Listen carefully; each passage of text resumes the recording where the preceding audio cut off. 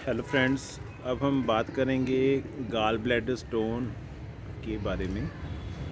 और अगर haemophilia person with haemophilia में गाल ब्लैडर स्टोन हो जाता है तो उसको कैसे मैनेज किया जाता है, उसका क्या हल है, उसका क्या ट्रीटमेंट है, हम इसके बारे में बात करेंगे।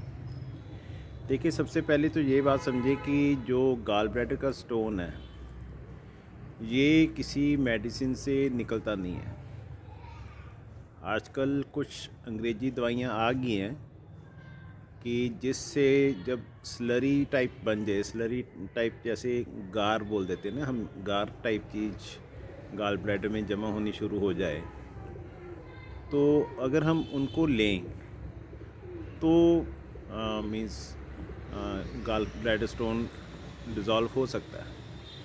लेकिन वो बहुत लंबा टाइम लेनी पड़ती है, 5-6 महीने आप रेगुलर लेंगे तो उसका मीन्स आपको फ़ायदा मिलेगा।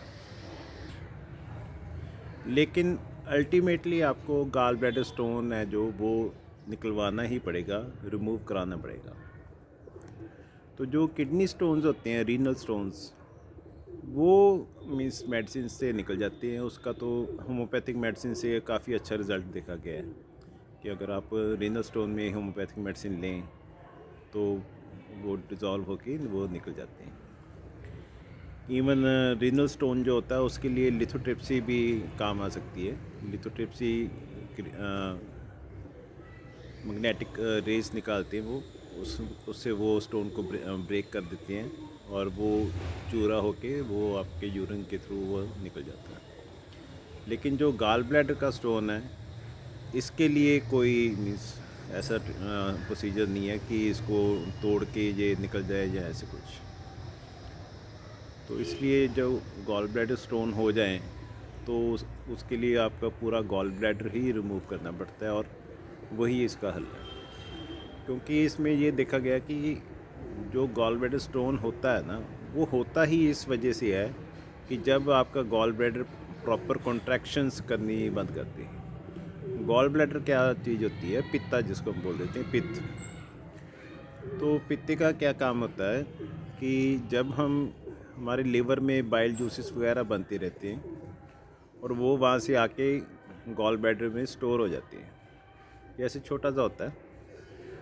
तो जब हम कोई चीज़ हैवी मील लेते हैं तो गॉल ब्लैडर की कॉन्ट्रैक्शन होती है। हैवी मील का मतलब ये नहीं होता कि हमेशा घी वाली चीज़ ही लेनी है। जब भी कोई भी हैवी चीज़, आलू के पराठे खाए या कोई फ्राइड लिया कुछ, या पनीर वाली कोई चीज़ ली, या दूध भी पिया, तो गॉल ब्लैडर ने कॉन्ट्रैक्ट करना है और वो पूरा बाइल जूस है वो एकदम से निकल के आपकी इंटेस्टाइन में आ जाएगा, स्मॉल इंटेस्टाइन में। तो वो खाने को पचाने में हेल्प करेगा। तो नॉर्मली लीवर में थोड़ा थोड़ा बाइल जूस बनते रहता है, वो आके इसमें स्टोर हो जाता है। लेकिन जब गॉल ब्लैडर को निकाल भी देते हैं तो भी उसका फंक्शन जो है वो बाइल डक्ट उठा लेती है, उसमें वो थोड़ा बहुत उसमें स्टोर भी हो जाता है। तो कोई इतना ख़ास फ़र्क नहीं पड़ता। गॉल ब्लैडर रिमूव करने के बाद भी बस इतना होता है कि आप एकदम से हैवी मील मत लो, उसकी बजाय पूरे दिन में कम से कम 3 मील्स ज़रूर लें। तो सिर्फ इतना थोड़ा सा लाइफस्टाइल चेंज करने की ज़रूरत होती है। तो इसलिए कोई ये घबराने वाली बात नहीं है। लोग बोलते हैं कि इसके लिए बहुत परहेज़ करना पड़ता है बाद में, ऐसा कुछ नहीं है। आप सब कुछ खा पी सकते हैं। जब जैसे जैसे आपको लगे कि आप पचा सकती हैं तो वैसे वैसे आप उसको इंक्रीज़ कर सकते हैं। चलिए, पहली बात तो गॉल ब्लैडर स्टोन में कि हर किसी को साल 2 साल 3 साल में एक बार अल्ट्रासाउंड ऑफ एब्डोमेन ज़रूर करवाना चाहिए, ताकि आपको पता चलता जा रहा है कि कहीं आपके किडनी स्टोन तो नहीं बन रहा या गाल ब्लैडर स्टोन तो नहीं बन रहा। क्योंकि अगर छोटा सा गाल ब्लैडर स्टोन या स्लरी बनी हुई है तो उसके लिए आप अगर मेडिसिन लें तो आप वो मैनेज कर सकते हैं, या अपना लाइफस्टाइल भी चेंज करें तो भी आपसे मिस गॉल ब्लैडर स्टोन धीरे बनेगा, वो इतना जल्दी बढ़ेगा नहीं। बेसिकली तो जिनका फैटी लिवर हो जाता है उनमें ज़्यादा चांसेस होती हैं, या फिर लड़कियों में भी ज़्यादा चांसेस होती हैं गाल ब्लैडर बनने की, स्टोन के। तो अगर आपको लगे कि आपके एसिडिटी बन रही है और जब कोई चीज़ आप खाती हैं हैवी, तो आपको लगता है कि बहुत हैवी हो गया और वो पचा नहीं पा रहे, तो भी हो सकता है कि आपके गॉल स्टोन हो और आप अल्ट्रासाउंड ज़रूर करवाएं। तो इसमें अब हम समझेंगे कि इसमें प्रॉब्लम कब आती है। प्रॉब्लम इसमें तब आती है जब स्टोन का साइज़ बड़ा हो जाए या फिर स्टोन आपके गॉल ब्लैडर से निकल के बाहर कहीं अटक जाए, जिसको हम बोल देते हैं ऑब्स्ट्रक्टिव गॉल ब्लैडर स्टोन। वो जो गॉल ब्लैडर का बाइल जूस की जो मूवमेंट है, उसका फ्लो है, उसमें ऑब्स्ट्रक्शन पैदा कर देता है। तो उस वजह से क्या होता है कि फिर सपोज़ करिए गॉल ब्लैडर से निकल के वो कहीं आपकी नेक ऑफ गॉल ब्लैडर में आके फंस गया, तो वो गॉल ब्लैडर आपका उसके अंदर जूस जा तो रहा होता है लेकिन वो बाहर नहीं आ रहा होता, तो उससे वो उसका साइज़ बढ़ना शुरू हो जाता है ऑब्स्ट्रक्शन से, तो फिर आपको पेन होता है। तो उसके लिए सबसे पहले अगर आपको पेन उठे ऐसे, तो उससे आपको अल्ट्रासाउंड करवानी चाहिए। और अगर अल्ट्रासाउंड में आ जाए कि हाँ जी आपका स्टोन बन गया है, वो आप अटक गया है, तो तुरंत ही उसमें मीन्स 48 आवर्स होते हैं कि 48 घंटे के अंदर अंदर उसकी सर्जरी हो जाए तो बेस्ट है। अगर आप 48 घंटे में सर्जरी नहीं करवाते तो फिर आपको मीन्स 2 महीने तक वेट भी करना पड़ सकता है। फिर भी आप डॉक्टर के पास जाएं, वो आपको कुछ परहेज बताएंगे कि दूध वाली चीज़ें नहीं खानी या हैवी कोई भी चीज़ फ्राइड और मक्खन दही, ये सब कुछ बंद करना पड़ता है। इवन बिस्किट्स भी बंद करने पड़ते हैं और 4 से 6 हफ्ते का परहेज बोलते हैं उस, और उसमें साथ में एंटीबायोटिक्स भी देती हैं और भी मेडिसिन देती हैं जिससे पेन रिलीफ हो। तो उसके बाद 6 हफ्ते के बाद फिर आपका ऑपरेशन होता है। तो इसलिए जब भी आपको प्रॉब्लम हो तो आप किसी हायर सेंटर में, जहाँ हीमोफीलिया की मैनेजमेंट का पूरा प्रबंध हो, जैसे पंजाब में इस टाइम तो एक पीजीआई चंडीगढ़ है और सेकंड सीएमसी लुधियाना है, तो ऐसे सेंटर्स में आप जाएं तो वहाँ पे आपका ईज़िली ये मैनेज हो सकता है। एक चीज़ मैं यहाँ पे और कहनी चाहूँगा कि जो भी आपके एरिया में हायर सेंटर है, आप वहाँ पे पहले ही, बल्कि चाहे आपको कोई प्रॉब्लम है या नहीं है, आप वहाँ पे जाके एक अपनी फ़ाइल ज़रूर बनवा के रखें। आपकी एक फ़ाइल बनी हो, आपका फैक्टर लेवल उन्होंने चेक करके उसमें फ़ाइल में लिखा हो और आपका इनहिबिटर टेस्टिंग भी की हो। जैसे हमारे पीजीआई में एक बीडी नंबर लगता है, तो वो लैब का नंबर होता है बीडी नंबर, वो नंबर चेंज नहीं होता कभी भी। तो वो बीडी नंबर लगा हो और आपका पूरा रिकॉर्ड उनके पास हो, ताकि जब भी आपको कोई प्रॉब्लम आए आप डायरेक्टली वहाँ पे जाएं और वो ऑपरेट कर सकें इमरजेंसी में। तो अगर आपका किसी का कुछ रिकॉर्ड ही नहीं मालूम, उनको पता ही नहीं है, और दूसरी कहीं और की जो रिपोर्ट होती है दूसरे हॉस्पिटल की, उसके ऊपर इतनी जल्दी वो विश्वास नहीं करते, तो उसलिए आपको फिर डिले हो सकता है, आपका जो भी प्रोसीजर है करना वो डिले हो सकता है। इसलिए मेरी सभी से रिक्वेस्ट है कि आप एक फ़ाइल ज़रूर बनवाएं। जो भी आपका हायर एचटीसी सेंटर है, कोई भी इंस्टीट्यूट है, जैसे हमारे पंजाब में तो चंडीगढ़ पीजीआई है जो कि गवर्नमेंट इंस्टीट्यूट है, और जहाँ फिर इस टाइम सीएमसी लुधियाना है, और in the coming time Faridkot medical college, Guru Gobind Singh medical college यहाँ पे भी बनने जा रहा है, और अमृतसर और पटियाला में भी बनने जा रहा है। तो वहाँ पे आपका रजिस्ट्रेशन ज़रूर होना हो। तो इसमें हम आगे अगर बात करें कि अगर आप गॉल ब्लैडर का आपका स्टोन बन गया और वो अगर तो गॉल ब्लैडर के नेक में आके फंस गया, तो भी कॉम्प्लिकेशन तो है लेकिन इतनी ज़्यादा कॉम्प्लिकेशन नहीं है। लेकिन उससे भी अगर कोई छोटा स्टोन आगे जाके सीबीडी में जाके अटक गया, सीबीडी होती है कॉमन बाइल डक्ट, जो लीवर से आती है और एक इधर गॉल ब्लैडर से जाती है, एक पाइप सी होती है, वो 4 से 6 mm की होती है। उसमें अगर कोई स्टोन जाके अटक गया है, क्योंकि अगर 6-8 mm तक का स्टोन है ना, वो उसमें जाके अटक सकता है, इससे छोटा भी अटक सकता है, क्योंकि वो बाइल डक्ट का जो मुंह होता है जहाँ पे वो खुलती है, वो बहुत ब्रेक होता है, वो 1-1.5 mm ही होता है। जो इंटेस्टाइन में खुलता है ना, तो वहाँ पे मीन्स 1.5 mm का स्टोन जाके भी अटक जाता है। तो अगर वहाँ पे उसकी ओपनिंग पे जाके अटका है, वो तो एंडोस्कोपी से जाके वहाँ पे कट लगा के उससे निकल जाता है। लेकिन अगर बाइल डक्ट के बीच में अटक गया, उससे कॉम्प्लिकेशन और ज़्यादा बढ़ जाती है। तो उससे फिर क्या है, वो सर्जरी में मीन्स गॉल ब्लैडर तो आपका निकालते हैं, साथ में वहाँ पे वो डक्ट के अंदर वो एंडोस्कोप से जाके वहाँ पे एक स्टंट डालती हैं, ठीक है, स्टंट में भी डाल के फिर उसको निकालती हैं स्टोन वगैरह जो है। तो वो काफ़ी दिक्कत हो सकती है और रिस्की भी होता है वो। तो इसलिए जो भी बाइल डक्ट में फंसने से पहले ही आप अपनी सर्जरी करवा लें। तो फिर हम बात करते हैं कि जो गॉल ब्लैडर की जो सर्जरी है वो कैसे करते हैं। देखिए, सर्जरी की 2 ऑप्शंस होती हैं नॉर्मली। एक तो होती है दूरबीन से, जिसको हम लेप्रोस्कोपिक सर्जरी बोल देते हैं, लेप्रोस्कोप से। और एक होती है ओपन सर्जरी, जो पेट में ऐसे कट लगा के पेट को खोल के फिर उसमें से वो गॉल ब्लैडर रिमूव कर देती है। तो हीमोफिलिक के लिए जो है, उसके लिए ओपन कोलिसिस्टेक्टोमी जो है, इसका मेडिकल टर्म है, वही प्रेफर की जाती है, जिसे हम बोल देते हैं कि ओपन सर्जरी की है सिंपल लैंग्वेज में। एक तो होती है दूरबीन वाली सर्जरी, एक होती है ओपन सर्जरी। दूरबीन वाली सर्जरी में क्या होता है कि उसमें 3 सुराख करते हैं, इतनी उंगल जितनी मोटे 3 सुराख करते हैं पेट में साइड में। तो उसमें से एक में से तो दूरबीन डालते हैं, 2 में से और इंस्ट्रूमेंट डाल के फिर पूरी सर्जरी वो कैमरे में देख के और वो करते हैं।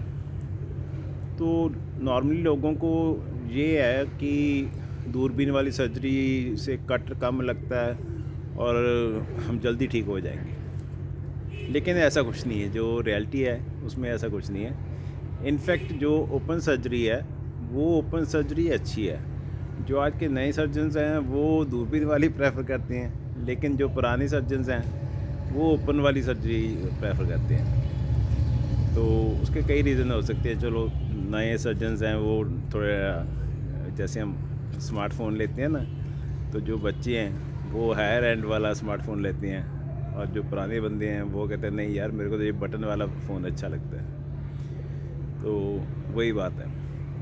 लेकिन हीमोफिलिक में जो है, उसमें बेसिकली, चलो ये तो एक एग्जांपल थी, उसमें बेसिकली मैं आपको डिफरेंस बताता हूँ कि जो लेप्रोस्कोपिक सर्जरी होती है ना, उसमें वो 3 सुराख करते हैं, उसको बोलते हैं 3 पोर्ट बोलते हैं उसको। तो वो पोर्ट में ऐसे डाल के वो पूरी सर्जरी करके इवन लास्ट में एक थैली नुमा चीज़ डालते हैं और उसमें आपके गॉल ब्लैडर को डाल के उसमें से निकाल लेते हैं। और जो आपकी गॉल ब्लैडर की बाइल डक्ट आ रही होती है जिससे गॉल ब्लैडर जुड़ा है, वहाँ पे एक टाइटेनियम का क्लिप लगा देते हैं, ऐसे मेटल का टाइटेनियम का क्लिप लगा देते हैं, जिस मटेरियल से हमारा ये इम्प्लांट बने होते हैं ना, जो हिप रिप्लेसमेंट और नी रिप्लेसमेंट में यूज़ होते हैं, वैसे ही टाइटेनियम मटेरियल का क्लिप लगा देते हैं। तो उससे वो डक्ट बंद हो जाती हैं। लेकिन हीमोफिलिक में अगर हम कई बातें सोचें कि पहली बात तो वो क्लिप मेटल का है, वो इन फ्यूचर भी अंदर हिलता रहेगा और कहीं पे वो इंजरी कर सकता है। और सेकंड थिंग जो है कि जो ओपन सर्जरी है, उसमें वो अब्जॉर्बेबल सूचर से वहाँ पे लाइगेशन कर देते हैं, उसको गांठ मार देते हैं, और वो गांठ मार के वो पाइप आपकी बंद हो जाती है थोड़ी दिनों बाद, और वो जो सूचर होता है वो अब्जॉर्बेबल होता है, वो कुछ हफ्तों के बाद वो अपने आप अब्जॉर्ब होके वो सूचर भी ख़त्म हो जाता है और वहाँ पे कोई ऐसी नुकीली चीज़ नहीं रहती। लेकिन जो क्लिप लगा होता है उसका मेरे हिसाब से तो रिस्क है कि वो हीमोफिलिक में कहीं अंदर स्क्रैचिंग वगैरह करें या कहीं इम्पिंजमेंट कर दें तो वो प्रॉब्लम कर सकता है। तो सेकंड क्या है कि वो जो पोर्ट होते हैं जहाँ पे वो लेप्रोस्कोपिक उन्होंने डाली होती है, वो पोर्ट्स जब उसमें से निकाल लेते हैं तो उसके सिर्फ ऊपर वाली लेयर है, क्योंकि इसमें 3 लेयर्स होती हैं ना, ऊपर स्किन की लेयर होगी, फिर मसल्स आ गए, फिर उसके अंदर वाली लेयर्स होगी। तो उसकी सिर्फ जो ऊपर वाली लेयर है उसमें सिर्फ उसी लेयर को मीन्स सूचरिंग कर सकते हैं, अंदर वाली लेयर्स को सूचरिंग नहीं कर सकते। तो जो ओपन सर्जरी है उसमें अंदर वाली लेयर्स की सूचरिंग अलग से हो जाती है, मसल्स की सूचरिंग अलग से हो जाती है, फिर ऊपर वाली की अलग से हो जाती है। तो उसमें जो हीमोस्टैसिस है, जिसको हम बोलते हैं कि खून बंद होना, वो ज़्यादा अच्छे से बंद हो जाता है, क्योंकि वो बिल्कुल एक सीम बन जाती है और उसमें से कोई चांस नहीं रहता। लेकिन जो पोर्ट जिसमें से लेप्रोस्कोपी की सर्जरी करते हैं, उसमें से वो जो पोर्ट होते हैं उसमें आगे हेमेटोमा बनने का भी चांस होता है, और ये भी चांस हो सकता है कि उसमें से खून रिसता रहे कई कुछ दिनों तक। तो उसके लिए फिर फैक्टर भी ज़्यादा देना पड़ सकता है। तो कई चांसेस बातें हैं, इसलिए इसमें हीमोफिलिक में ओपन सर्जरी ही प्रेफर की जाती है। इवन आजकल तो कुछ लोग कहते हैं कि नॉर्मल पर्सन में भी ओपन सर्जरी करवाओ। तो लेप्रोस्कोपी में कुछ लोग कह रहे थे इन्फेक्शन होने का ज़्यादा चांस है, तो कई बातें हैं। तो उसमें जो ओपन सर्जरी है उसमें भी कोई इतनी घबराने वाली बात नहीं होती। वो अंडर जीए आपका किया जाता है, मींस जनरल एनेस्थीसिया किया जाता है। उसका भी आपको मींस इंजेक्शन लगता है, इंजेक्शन से ही आप वो बेहोश हो जाते हैं, और एक वो आपको थोड़ा सेडेट करते हैं जिससे आप कोमा में चले जाती हैं। एक तरह का कोमा होता है और आपको नींद भी आ सकती है, हो सकता है आप सो जाएं। तो उसके बाद आपको कुछ नहीं मालूम चलता कि क्या उन्होंने किया क्या नहीं किया। फिर उसके बाद जब आपको होश आएगी, जब ऑपरेशन थिएटर से बाहर निकाल देते हैं, उसके 15-20 मिनट आधे घंटे में आपको होश आ जाती है। तो फिर आपको वो रिकवरी रूम में शिफ्ट कर देते हैं, 2-3 घंटे वहाँ पे वो रखते हैं आपको।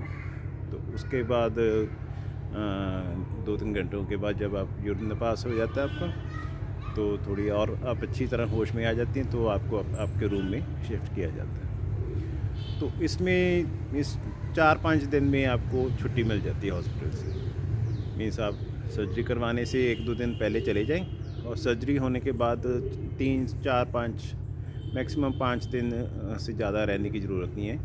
5वें दिन तक आपको वहाँ पे छुट्टी मिल जाती है। और फैक्टर लेवल्स इसमें यही होता है कि पहले 2 दिन तो वो 100% फैक्टर लेवल करती है आप, फिर 80% कर देती हैं थर्ड डे, फिर 60% कर देती हैं, फिर 40% रखते हैं, फिर 40% एक हफ़्ते तक 40% मेंटेन रखते हैं। तो उसके बाद भी अगर लगे कि जो हीमोग्लोबिन वगैरह इसमें ठीक है, तो आपको छुट्टी दे दी जाती है। और इसमें कोई ख़ास ब्लड एक्स्ट्रा ब्लड वगैरह देने की भी ज़रूरत नहीं पड़ती नॉर्मली। तो मीन्स जिनका 12 से ऊपर हीमोग्लोबिन होता है, तो नॉर्मली उनको देने की नहीं पड़ती ज़रूरत। तो एमरजेंसी के लिए 1 आधा यूनिट, मीन्स 1 यूनिट या 2 यूनिट वो रख लेते हैं ब्लड की, अगर ज़रूरत पड़ी तो हम दे सकें। तो इसलिए वो टेस्टिंग वगैरह करके वो सब कुछ रख लेते हैं। और उसके मीन्स 2 हफ्ते बाद आपके टांके वगैरह काट के, और आप ये मानिए कि 20 दिन में आप ठीक हो जाते हैं। तो 1 महीने के बाद आप अपने जो भी काम है उसके ऊपर वापस जा सकते हैं। तो इसलिए कोई सर्जरी में घबराने की कोई इतनी बात नहीं है। अगर किसी को प्रॉब्लम है, इनफैक्ट वो सर्जरी करवा लो, क्योंकि अगर आप इलेक्टिव सर्जरी करेंगे, प्लान करके सर्जरी करेंगे, तो सब कुछ हो सकता है। आप फैक्टर्स भी अरेंज कर सकती हैं, सर्जरी भी अच्छे से हो सकती है, पैसा भी अरेंज हो जाता है, क्योंकि हीमोफीलिया में इंश्योरेंस तो होती नहीं है, इसलिए पैसा भी खुद का चाहिए। तो जो तो है गवर्नमेंट हॉस्पिटल्स, वहाँ पे तो बहुत कम खर्चा आता है। वहाँ पे तो जैसे सर्जरी का भी 8,000 है, पीजीआई में। तो उसके अलावा जो दूसरे खर्चे हैं वो है रूम वगैरह लेना है। रूम तो वैसे मुश्किल से मिलता है पीजीआई में, तो वहाँ पे वार्ड वगैरह में चलो जो भी खर्चे हैं। और जो प्राइवेट इंस्टीट्यूट्स हैं वहाँ पे मीन्स 1.25 लाख के करीब आप खर्चा मान के चलें कि आपका 1 लाख से 1.25 लाख खर्चा है। अगर वार्ड में रहते हैं तो 80,000 से 1 लाख मान लीजिए। अगर प्राइवेट रूम लेते हैं तो 1.25 लाख के करीब खर्चा है, 1.25 लाख 1.5 लाख, मैक्सिमम 1.5 लाख है। तो मेरी सबसे यही थी कि गॉल ब्लैडर के बारे में हम सभी को बता दें। इसमें इस वहम में कभी मत रहना कि गॉल ब्लैडर का स्टोन है वो आपका दवाइयों से निकल जाएगा, क्योंकि उससे कभी भी आपका गॉल ब्लैडर अगर फूल गया है, म्यूकोसील बन गया उसका, जब अटक जाता है ना स्टोन, तो गॉल ब्लैडर का साइज़ बढ़ जाता है, उसको म्यूकोसील बोलते हैं। तो आपका जो म्यूकोसील है वो कभी भी आपका फट सकता है और वो लाइफ थ्रेटनिंग हो सकता है, जानलेवा हो सकता है। तो इसलिए जिसका भी मीन्स गॉल ब्लैडर की प्रॉब्लम है वो सर्जरी अपनी जल्दी से जल्दी करवाए। So it's Dr. Birendra Brat on Hemophilia Education Group and from Hemophilia Society, Faridkot. Thank you.